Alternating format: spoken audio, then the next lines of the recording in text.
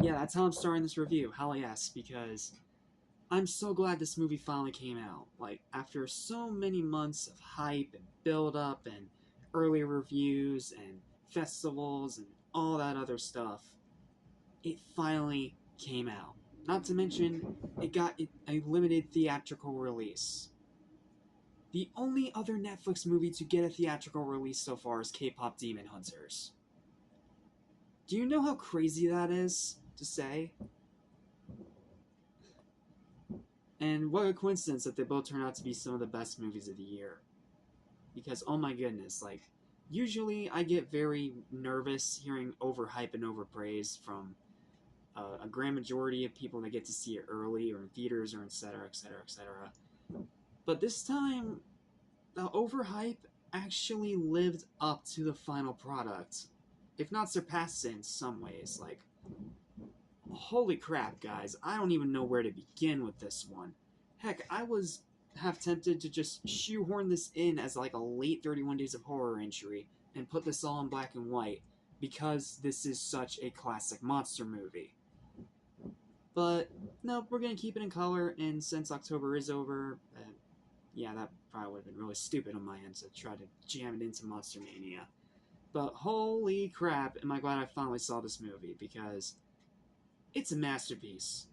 Like, no joke, this is one of, if not the best movie of 2025, and one of the best monster movies of the past 10 years. So, I have a very long, very detailed, very extensive written review for this one because this is a movie that deserves it. So, welcome to Animation Station, your number one suggestion for anything and everything animation, including TV and movies and monster films. I am your host and monster fan, Jackson Small. Let's talk about the masterpiece that is Guillermo del Toro's Frankenstein, and why all of you need to see it as soon as humanly possible. Guillermo del Toro is a truly talented visionary and one of the most awesome monster movie fans out there, with great respect for the classics, which has thus earned him my respect. But his films with me are kinda hit or miss. Nothing against the guy, it's just that sometimes some movies are just not for me, which happens. Nothing bad per se, but more so a case of the ambition being unable to be fully translated or realized in the final product itself. For example, I love the original Hellboy, Blade 2, and Pacific Rim. But others like Hellboy 2, The Golden Army, which is a guilty pleasure, but it's not a good movie. Pinocchio, yeah, I'm one of the only people on Earth that doesn't like that movie. And especially the egregiously overrated snooze fest, The Shape of Water, which sometimes just bored me since it feels like they lack that spark of his signature directing style, or the scripts being lazy, outright second rate hack jobs.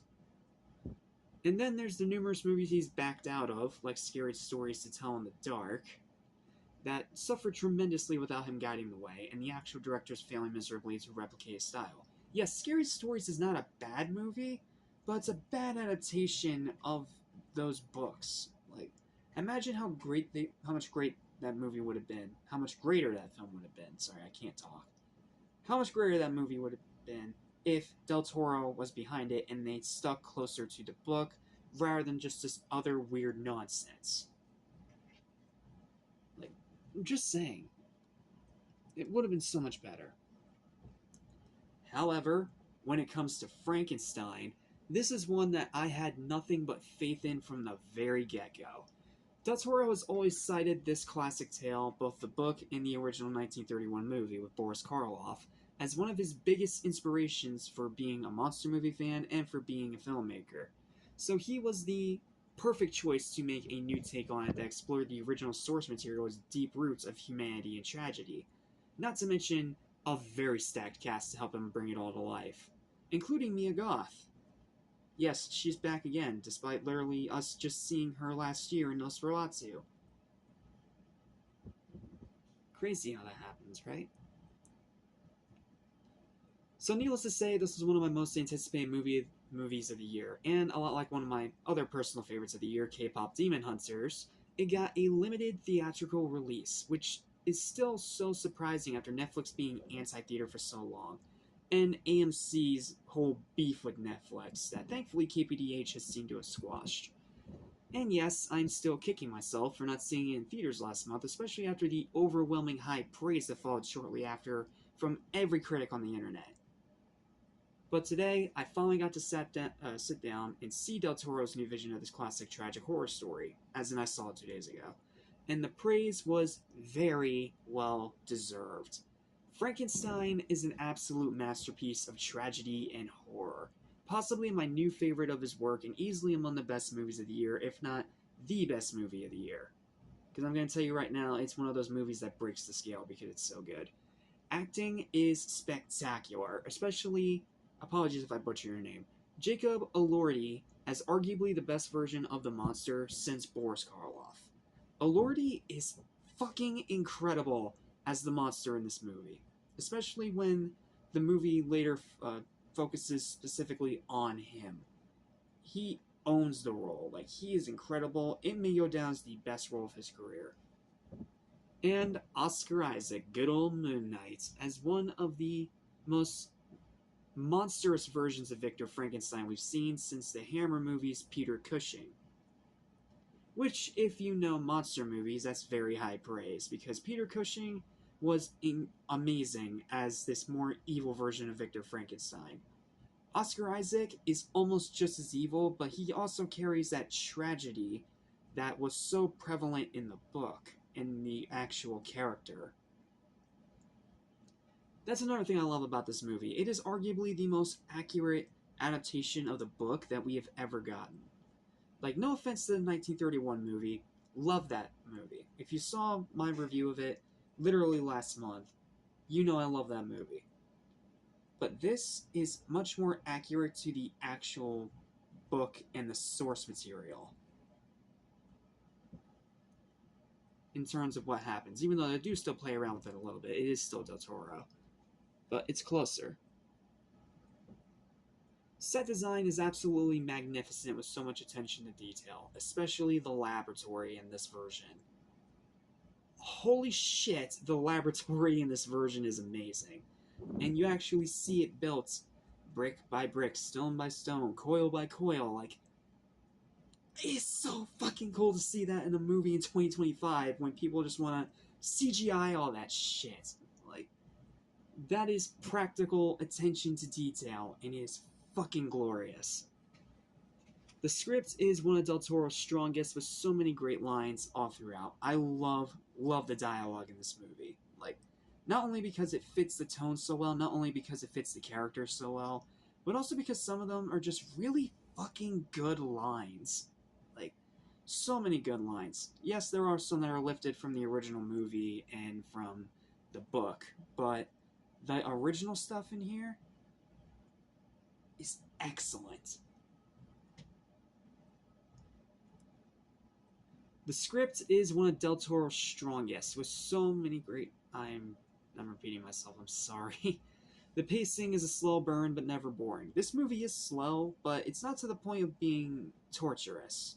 Like, it takes its time. It shows you every little thing that happens leading up to the monster. Like, it shows you Victor as a child, and how his mom died in childbirth, and then how his dad died, and then he wanted to pursue how he wanted to pursue what he wanted to pursue by trying to beat death. And then you see him in college, and you see him literally kick himself out of college. And then you see him with his brother, and then with his brother's wife, and then they all start building this laboratory together. Like, you see every little thing that goes into this story and goes into all the sequence of events that happens. And it's such amazing, again, attention to detail. The cinematography is outstanding with so much symbolistic use of color, especially the final shot in this movie. If you don't cry during that final shot, you don't have a soul. Plain and simple. Yes, I cried in that scene, and no, I'm not ashamed of it. Music is phenomenal, making every scene feel so classically gothic. God, the score in this movie is so good. Like, if it doesn't get an Oscar nomination, I'm going to fucking flip my shit, because the score in this movie is so good. And also, No shade pop songs to ruin the atmosphere. Thank you, Del Toro. Del Toro's directing is unrelentingly visceral. Like, there's no, like, happy moments in this movie. And even when there are supposedly happy moments, there's still that feeling of unease and dread underlying under all of those scenes and all of those moments.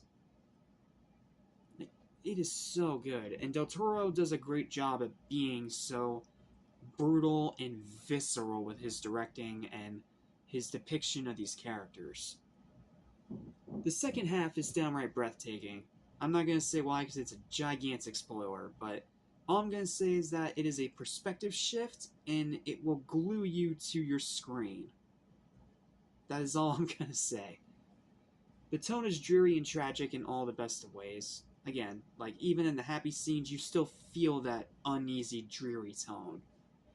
All the emotional moments hit like a freight train because you're so invested in the characters in this one. Sorry. Allergies, please excuse me. The gore is amazing. Like, this movie is proudly stamped with an R rating, and it does not waste that R rating. You see some pretty gory, awesome, wild shit in this one. And it is so cool to watch. Like, it is just... It is monster movie fan heaven is what it is. Like, if you love monster movies, it is right up your alley. The runtime, while very long, at 140 minutes, yeah, it's a very long movie, is perfect for the story it's trying to tell. Again, because the pacing, it's slow, but it's not to the point of agonizing, because it's showing you how everything builds up to this moment when he builds this monster, reanimates it, and then ends up turning against it eventually, like the book, and... Oh, I wish I could do full spoilers with this review because there's so much awesome shit to talk about with this movie.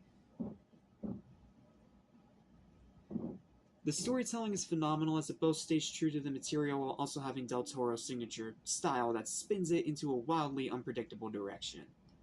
That's what I love about this movie, that even if you've read the book, even if you've seen the original 1931 movie, you will not be able to predict a single thing that happens in this film. And every single thing that does happen will leave you very, very shocked. Like, I was one of them. Like, this movie constantly had me like this. Like, multiple times. Rewatchability is just as high as the 1932 classic and Bride.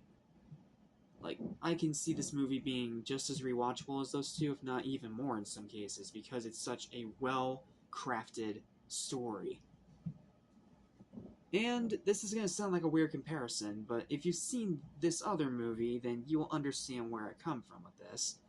Just like Superman 25, it really captures the heart and soul behind the story and the characters, making each character feel real and human and down to earth with moral complexity that challenges the audience, because this is a good example of how you do sympathetic characters correctly. Like, even if they're pieces of shit, and even if they've done really bad things, you still feel sympathy for them because you understand their torture, their pain, their misery, what they've been through. And it just makes you more invested in what's going on. It's shit that we rarely ever get nowadays. Seriously. In conclusion, as a huge monster movie fan, a massive fan of the original book and the 1931 movie, I don't know why I said 32 in my script, I'm sorry. I almost had a brain fart. And a horror fanatic, not to mention also a gore hound, I absolutely adore this new version of Frankenstein and all of its tragically gothic glory. Usually, overwhelming high praise beforehand makes a movie disappointing. Smashing Machine was a very good example of that. But this is one of those times where I can confidently say that it actually elevated to heights that even I wasn't expecting. This was Del Toro's dream project, and it resulted in what will undoubtedly be one of the greatest films of this decade, and one of the best horror films of this decade, alongside Robert Eggers' remake of Nosferatu.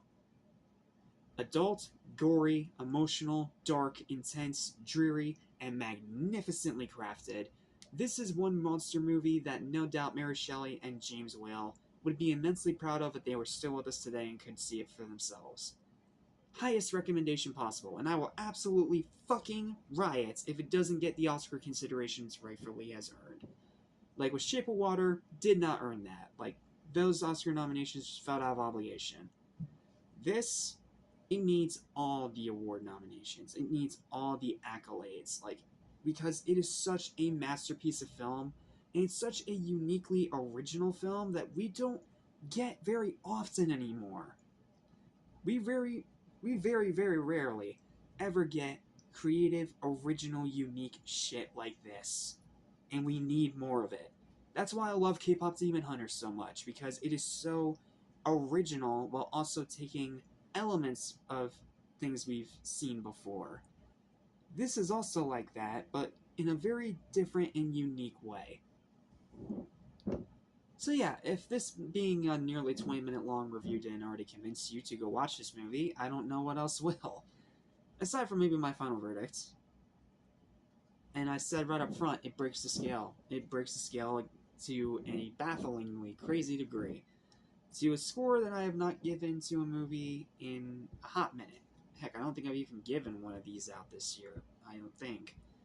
I don't know, I'll have to go through my list again later. But for now, my final verdict for Guillermo del Toro's masterpiece of Frankenstein, an incredible new adaptation of this classic horror tale, is the highest possible, incredibly well-deserved 12 out of 10. Yeah, breaks the scale beyond breaking the scale. It is probably by far the best horror movie of the year, and it's probably going to go down as my new favorite Del Toro film. He was the perfect director for this project, and every single second of it, I was in awe, I was in tears, I was in shock, and by the end, I was standing up in my seat applauding. Because unfortunately, I had to watch it on Netflix instead of a theater because October drove me up a motherfucking wall. So, yeah. But I was incredibly amazed by what happened here. What happened here is an incredible film. A masterpiece of magnificent macabrity that you absolutely need to see as fast as humanly fucking possible. Whether you're a monster fan, a Frankenstein fan, a horror fan, whatever, a Del Toro fan, no matter who you are, as long as you're over 18, you can stomach gore, watch this fucking movie. It is one of the most incredible things that you will ever see. At least in the horror genre, and it probably may or may not be my new favorite version of this story. I don't know, just my personal opinion, but in my personal opinion, this movie is absolutely spectacular, and you need to see it if you haven't seen it already. Alright, and with my voice finally giving out on me, I better end this video now before I start sounding like a dying screeching cat. So, thank you guys so much for watching. Please don't forget to like, share, and subscribe for more videos like this almost every single day. Feel free to leave your thoughts and opinions in the comments down below. And of course, hit the hype button to get this higher up in the algorithm if you so desire. And I'll see you next time for... Oh, I gotta talk about this. Motherfucker. Okay. Join me next time when we see how you don't end a franchise correctly with Mission Impossible: The Final Reckoning. Bye.